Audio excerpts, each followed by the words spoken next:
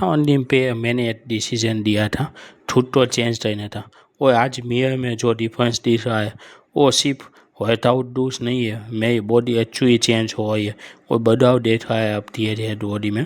लेकिन था change day 58 के बाद भी कंटिन्यू है।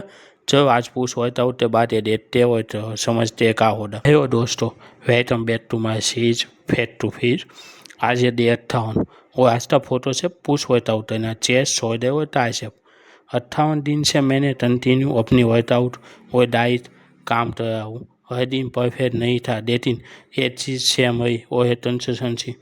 तो आज चलते बिना टाइम वेस्ट किए और देखते आज की वर्कआउट से पे सेफ्टी फर्स्ट।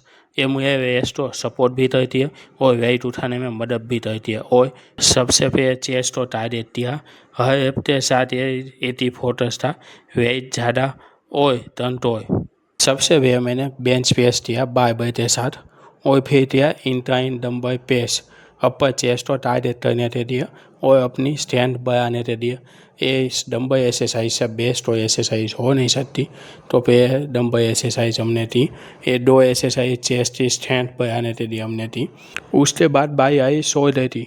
हाँ, मुझे फिर होता कि बॉडी शेप में धीरे धीरे चेंज हो रही है और स्ट्रेंथ बढ़ाने के लिए मैंने दिया शोल्डर प्रेस एक्सरसाइज। सबसे पहले थोड़ा सा हैवी वेट और रेपिटेशन ज़्यादा और फिर दिया डेटा रेस शोल्डर तो अच्छा शेप देने के लिए और बॉडी ऐसा बे करने के लिए। बॉडी बेस एक्सरसाइज में से ये थे। और फिर दिया फ्रंट रेस शोल्डर तो और ज़्यादा पावरफुल बनाने के लिए और माइंड सेट तो भी पावरफुल बनाता है। तो बहुत ही देखो अच्छे से अभी शेप इतना मस्त लग रहा है, चेस्ट था और शोल्डर था। फिर मैंने चेस्ट फाड़ दिया, चेस्ट तो अच्छा सा शेप देने के लिए फुल चेस्ट दे दिया। अपर मिड और दो तीनों चेस्ट आ जाए ऐसे और अच्छे से चेस्ट और शेप दे सकूँ।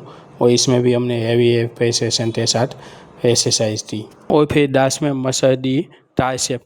यहाँ तक पहुँचने में फटी फील हो रहा था, लेकिन ट्रांसफॉर्मेशन ईजी नहीं होता, कुछ पाने के लिए होना पड़ता है और मेहनत तो करनी पड़ती, तब ज़्यादा बॉडी में ट्रांसफॉर्मेशन देखने को मिलेगी, बॉडी चेंज होती, ऐसे ही नहीं होने वाली। दास में मैंने पुशअप दिए फेयर तक तो काउंटिंग नहीं, जब तक बॉडी हार ना मान जाए तब पे से ज़्यादा आप पुशअप होने देते हैं।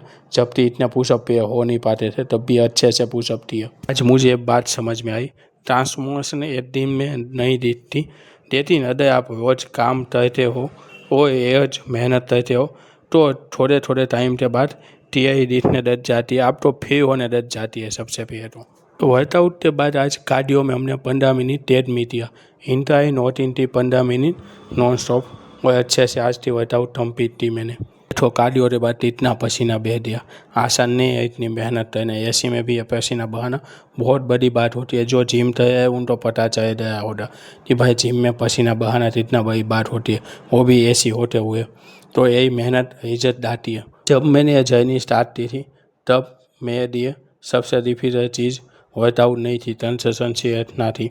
तभी मोटिवेशन नहीं हुआ, तभी वर्कआउट में थक जाता था और तभी इज्जत नहीं मिल रहा था, शो हो रहा था।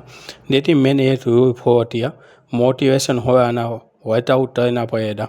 और आज डे 58 पर मुझे डर रही थी वही स्मॉल इफेक्ट और मेरी सोच ने मुझे आज वहाँ तक पहुँचाया जहाँ तक मुझे पहुँचना था।